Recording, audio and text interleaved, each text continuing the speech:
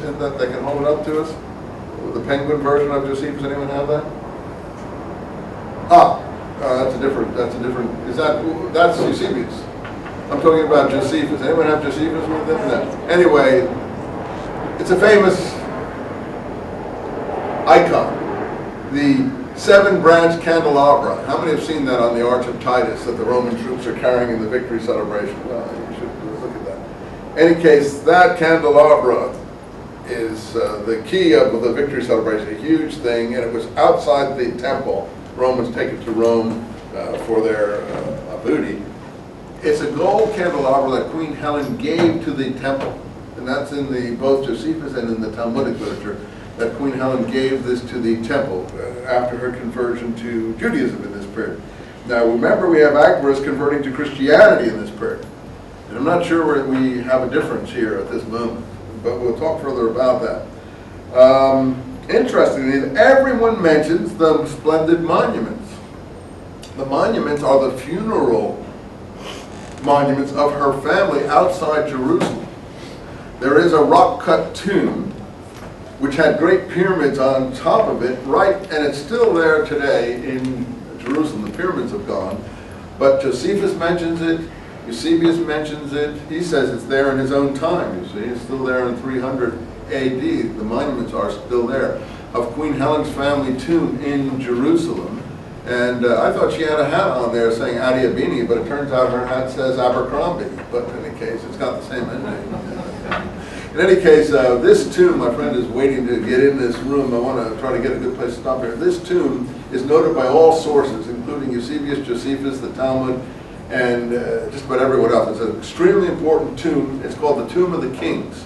If you go to Jerusalem, you can visit it to this day. I have a picture of it inside in my James book, which my kids took with my wife and I on the cover, on the steps there of this tomb, and it's really impressive. I think it has a lot to do with the burial of Jesus in Scripture, but we'll leave that aside at the moment. Notice chapter 13 on Simon Magus. I thought we were going to get to James today, but we're going to have to wait till next time to get to James. That's why I prefer not to get into our discussions, even though I know they're important to you, and they are important to everyone to get out their frustrations, and I appreciate that. It's just that I'm so far behind here that I'm frustrated to some extent. Notice Simon Magus. Notice the precision that we have here. Where is he getting this from? Simon, a certain Samaritan of a village called Giton, was one of a number who in the reign of Claudius performed many magical rites. So we have more magic and signs performed by this Simon and certain things that he is supposed to have done. So he knows more than Acts knows about Simon. In fact, he knows that Simon came from a village called Giton or Gita in Samaria. Acts doesn't tell us that. Acts just has Peter and I think, is it Philip, confronting Simon in Samaria, but they don't say that he was a Samaritan. They don't tell us that he was born in Samaria. Now the pseudo-Clementine recognitions do tell us that Simon was born in Gita in Samaria.